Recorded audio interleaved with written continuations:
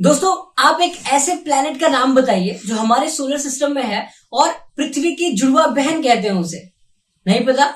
ऐसे ही बहुत सारे फैक्ट्स, बहुत सारे रहस्य हैं और बेसिक चीजें जो हमें नहीं पता ब्रह्मांड के बारे में, सोलर सिस्टम के बारे में, स्टार्स के बारे में, प्लैनेट्स के बारे में, एस्ट्रॉइड्स किसे कहते हैं, मीटेरॉइड्स किसे कहते हैं, ये सारी बातें आपको मैं आज इस वीडियो में अच्छी तरह से समझाने वाला हूं। तो आप एक कृपा कीजिए, आप इस वीडियो में बने रहिए और इस वीडियो को देखिए। मेरा नाम है सोनू। स्टार्ट करते हैं अपनी वीडियो को। यूनिवर्स, सबसे पहले मैं आपको यूनिवर्स समझाता हूं।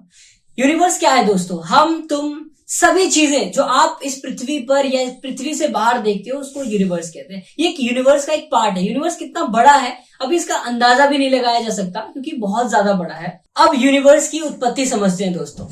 यूनिवर्स की उत्पत्ति यानी यूनिवर्स के ओरिजिन में सबसे माननीय सिद्धांत महाविस्फोट का सिद्धांत कहते हैं जिसे, और इंग्लिश में बिग बैंग थ्योरी कहते हैं, जिसे जॉर्ज लेमेंटियर ने दिया था, जो बेल्जियम के खगोल शास्त्री हैं, जिसे बाद में प्रमाणित किसने किया? जिसे एडविन हबल ने 1920 पे प्रमाणित किया, प्रूफ दिया कि हाँ, यूनिवर्स जो है वो लगातार एक्सपैंड कर रहा है, लगातार बढ़ रहा है। दोस्तों अब अपने सोलर सिस्टम को समझने की कोशिश करते हैं। हमारे सोलर सिस्टम में सन, 8 ग्रह, कुछ एस्ट्रॉइड्स, मीटेरॉइड्स, ये सारी चीजें मिल करके, गैस, धूल, ये सब मिल करके हमारा सोलर सिस्टम बनाते हैं, जिसमें सबसे प्रमुख यानी हेड कहें तो हमारा सन है, जिसके चारों तरफ ये सारी चीजें, सारे प्लैनेट्स, बौने ग्रह, एस्ट्रॉइड्स, मीटेरॉइड्स इसके अराउंड रिवॉल्व कर रही है। दोस्तों अब हमारे ग्रहों की सीरीज समझते हैं कि कौन सा ग्रह सबसे पास है सूर्य के, कौन सा सबसे बड़ा ग्रह है और कौन सा ग्रह सबसे दूर है। तो स्टार्ट करते हैं दोस्तों। सबसे पहले सन के जो पास पड़ता है वो मरकरी है, उसके बाद वीनस, फिर हमारा अर्थ, उसके बाद मार्स पड़ता है। उसके बाद बीच में, आप फोटो में आप देख सकते हो, इस बीच में आपको एस्ट्रॉइड्स की एक पट्टी नजर आ रही है। इसमें बहुत बड़े बड़े पत्थर होते हैं, उसे एस्ट्रॉइड कहते हैं दोस्तों। एस्ट्रॉइड के बाद हमारा सबसे बड़ा ग्रह आता है जुपिटर, जो सारे ग्रहों में सबसे बड़ा है, जुपिटर। उसके बाद आता है हमारा सैटर्न, जिसको शनि कहते हैं, यूरेनस एंड देन नेपच्यून आता है। आपको मैंने बता दिया कि सबसे बड़ा ग्रह कौन सा है, जुपिटर। सबसे छोटा ग्रह आपको कमेंट में बताना है कि कौन सा सबसे छोटा ग्रह। पृथ्वी के बारे में बात करते हैं दोस्तों। पृथ्वी जो है एकमात्र ऐसा ग्रह है हमारे सोलर सिस्टम में जहां पर जीवन संभव है। यानी अभी तक हमें ऐसा कोई ग्रह या ऐसी कोई नॉलेज या हमें ऐसा कुछ भी नहीं मिला है जिससे हम ये प्रूव कर सके कि अर्थ के अलावा भी कहीं पर जीवन मिलता है।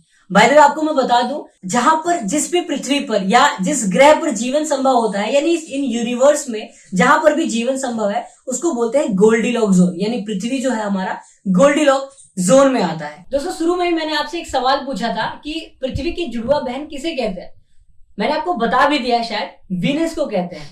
मरकरी, वीनस और अर्थ क्यों कहते हैं, इसका कारण है दोस्तों, शेप में और साइज में या देखने में भी लगभग समान लगते हैं। पृथ्वी और जो शुक्र है यानी वीनस और अर्थ जो है वो बिल्कुल समान लगते हैं, इसीलिए वीनस को पृथ्वी की जुड़वा बहन कहते हैं। दोस्तों अब समझने की कोशिश करते हैं। प्लैनेट, 8 ग्रह हैं, ठीक है, फिर तारा है जो सूर्य को बोल रहे हैं, और भी बहुत सारे तारे जो हम पृथ्वी से देखते हैं, जो चमकते हुए दिखाई देते हैं। चलिए समझते हैं तारे और प्लैनेट में, यानी स्टार और प्लैनेट में अंतर क्या है। दोस्तों तारा जो होता है ना, उसके पास अपनी हीट होती है, अपनी लाइट होती है, अपनी एनर्जी होती है, जिससे वो लाइट प्रोड्यूस करता है। दूसरी बात याद रखना कि ये गैसों से बने होते हैं, इसलिए बहुत गर्म होते हैं। हीलियम और हाइड्रोजन, यही सबके हीलियम ही मिलकर के हाइड्रोजन बनाते हैं, और ये बहुत बड़े होते हैं और बहुत गर्म होते हैं।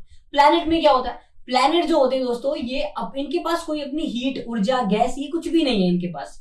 ये क्या होते हैं, ये तारों के प्रकाश से प्रकाशित होते हैं। यानी जब सूर्य से रोशनी आती है तब जाकर के जितने भी ग्रह हैं, आप देख सकते हो 8 ग्रह यानी जो भी है वो सब प्रकाशित होते हैं। यानी हमारा काम कहां से चल रहा है, तो सूर्य से चल रहा है। क्योंकि अगर पृथ्वी पर एक भाग पर अगर मान लो पृथ्वी रोटेट करना बंद कर दे, क्योंकि पृथ्वी अपनी भी एक्सिस पे यानी अपने ऑर्बिट पर भी 24 घंटे का समय लेकर के वो घूमती है, अगर वो घूमना बंद कर दे दोस्तों तो क्या होगा, एक तरफ इतनी गर्मी हो जाएगी। दोस्तों अब बात करते हैं मून की, जिसे इंग्लिश में सैटेलाइट कहते हैं। सैटेलाइट 2 तरह की होती है, एक नेचुरल सैटेलाइट होती है, दूसरी ह्यूमन मेड। ह्यूमन मेड वो जो नासा, स्पेसएक्स मिशन लॉन्च करती है ब्रह्मांड को समझने के लिए, और मून जो एक नेचुरल सैटेलाइट है और पृथ्वी की एकमात्र सैटेलाइट है जिसे मून कहते हैं। दोस्तों मून पृथ्वी से कितनी दूरी पर है, 3,84,400 किलोमीटर दूर है। और इससे कहीं ज्यादा दूर जो है हमारे तारे हैं, इसीलिए वो हमें छोटे नजर आते हैं। और मून क्योंकि बहुत पास है तारों के मुकाबले, इसलिए हमें बड़े नजर आते हैं।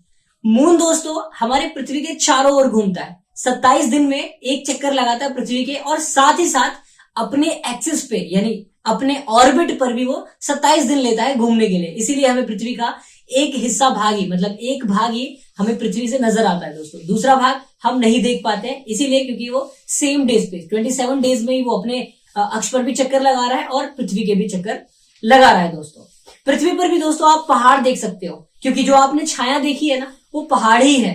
पहाड़ की वजह से उस पर जब सूर्य की रोशनी पड़ती है तो वो पहाड़ शैडो का रूप ले लेते हैं। इसीलिए हम कहते हैं कि वहां पर भी गड्ढे हैं, बहुत बड़े बड़े होल्स हैं, पहाड़ भी है वहां पर, प्लेन्स भी है वहां पर, बस रहने की दशाएं नहीं है वहां पर, वाटर नहीं है वहां पर। वो तीन चीजें जो एक बायोस्फीयर बनाती है, यानी वाटर, लैंड और एयर, ये तीन चीजों जहां पे मिलती है, यानी हाइड्रोस्फीयर, एटमोस्फेयर और लिथोस्फीयर, ये तीनों जहां मिलती है उसको बोलते हैं बायोस्फीयर। तो वहां पर ये कंडीशन नहीं है, यानी सर्वाइवल के लिए बहुत अच्छा प्लेनेट नहीं है, वो वहां पे नहीं रह सकते। ये थी पूरी वीडियो दोस्तों, कैसी लगी आपको कमेंट में जरूर बताना है। चैनल को सब्सक्राइब कर दो और शेयर कर दो वीडियो अगर आपको इन्फॉर्मेटिव लगी है तो।